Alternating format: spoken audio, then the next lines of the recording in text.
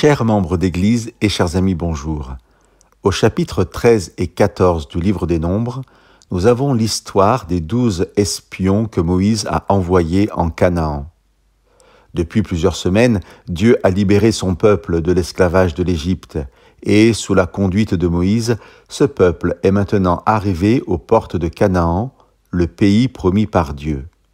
Hélas, sur les 12 espions qui passeront 40 jours à espionner le pays, seuls 2, Josué et Caleb, encourageront le peuple à faire confiance à Dieu. Les 10 autres présenteront la conquête du pays comme impossible au regard des forces habitant déjà Canaan. Influencé par les 10, je vous lis quelques passages au versets 3 et 4 du chapitre 14 sur la réaction du peuple. « Si seulement nous étions morts en Égypte, n'est-ce pas mieux pour nous de retourner en Égypte ? Donnons-nous un chef et retournons en Égypte. » En voulant se donner un chef, c'est bien évidemment l'autorité de Moïse qui est remise en cause, et puisque Moïse a été choisi par Dieu, c'est bien l'autorité de Dieu qui est contestée. Dieu est alors prêt à abandonner le peuple, mais, après l'intercession de Moïse, Dieu pardonne cette rébellion.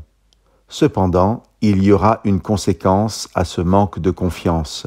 Le peuple errera dans le désert pendant 40 ans et aucun homme du peuple âgé de plus de 20 ans au moment des fêtes n'entrera en Canaan. J'aimerais vous lire ce que Dieu dit au verset 32 du chapitre 14 de ce livre des Nombres. « Vos cadavres à vous tomberont dans ce désert.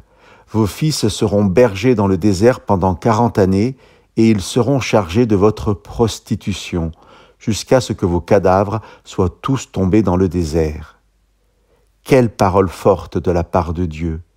Le manque de confiance en lui est donc qualifié ici de prostitution. Car, au-delà de ce qu'est la prostitution dans son sens premier, ce mot est employé dans la Bible lorsque le croyant cherche ailleurs qu'en Dieu le secours ou le salut. Dans notre histoire, plutôt mourir en Égypte, ce qui sous-entend y vivre, plutôt mourir en Égypte que de faire confiance à Dieu sur la possibilité de vivre ce que lui avait choisi pour le peuple. Chers amis, osons faire confiance à Dieu et emprunter le chemin que nous savons être conforme à sa volonté. Ce chemin pourra nous paraître parfois ardu ou dangereux, mais si Dieu nous l'indique, nous pouvons lui faire confiance. Dieu est ce berger qui n'a jamais perdu une seule brebis de son troupeau. Chers amis, que Dieu vous bénisse.